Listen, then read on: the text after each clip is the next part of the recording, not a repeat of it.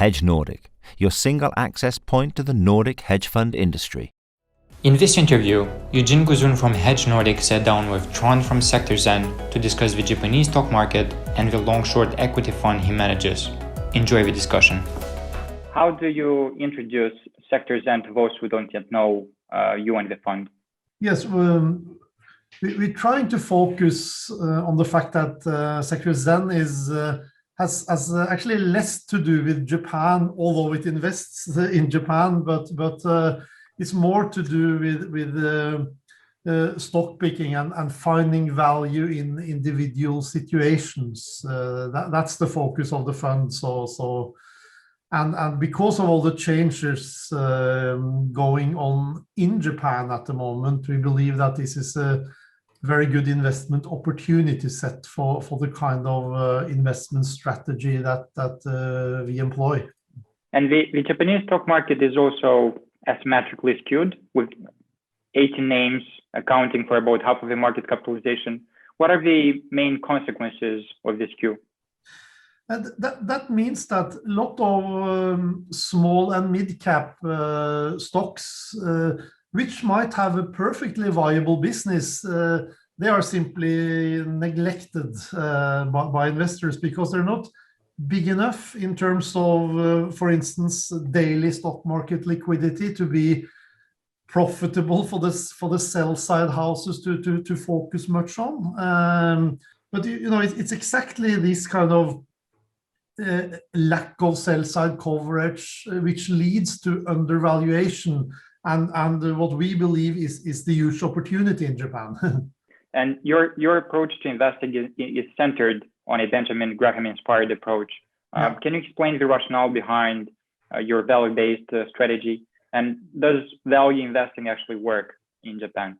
Yes, I guess in terms of the Ben Graham approach, parts of the Ben Graham approach focuses on the balance sheets of companies.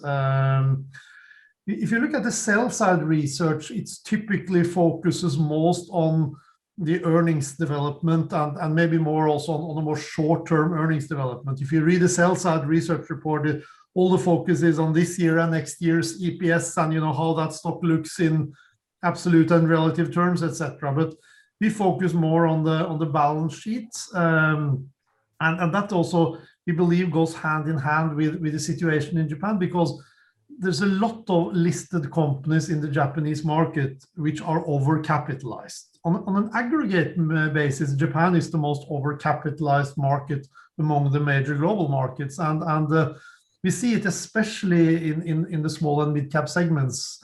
And the kind of value we're looking for, we also look at the earnings and cash flow side of things, but there's so much hidden value on the balance sheets, and that's why we believe this approach is interesting. And if you look at value in a general sense, it used to work extremely well in Japan for decades.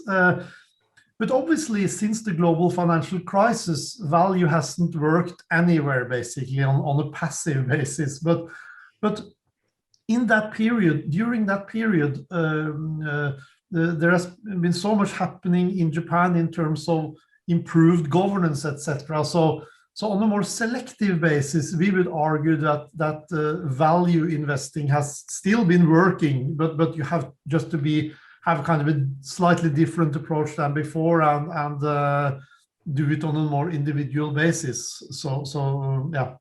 But looking at your portfolio that you manage, what are the key characteristics that you see in the companies that you own? Yes, I mean, we look for situations where there's scope for change. I mean, first of all, the valuation has to be attractive. But also we like companies with strong balance sheets when there's scope for kind of financial improvement or I mean scope for improvement in returns by taking necessary measures.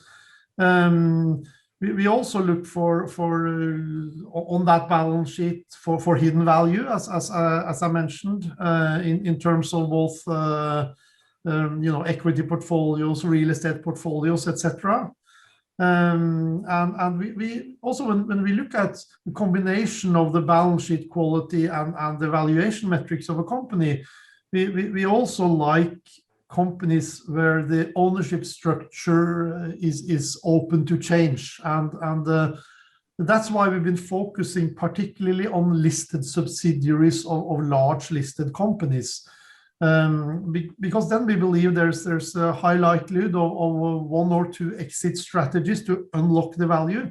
Either the parent company acquires 100% of the subsidiary, or they're looking to sell the company to somebody else. So that's really the core of our strategy, to focus on these situations. Can you make a case for why now is a great time to invest in Japan again? Yes, we believe it's kind of all coming together, because we already mentioned the top-down reforms. That is very important because Japanese companies, obviously, they're kind of disciplined in the way that they comply with the consensus. So it's very important to get the ball rolling in the right direction. So when, for instance, big companies like Hitachi have started to employ balance sheet restructuring in terms of buying and selling subsidiaries, we believe other companies will follow suit. So that is very important that these reforms are in place. But also from a bottom-up perspective, Japan is probably the market in the world outside the US which now has most corporate deal activity, right? And all the big US private equity funds are focusing on Japan. I mean, Henry Kravis of KKR, he said that Japan is their main focus outside the US.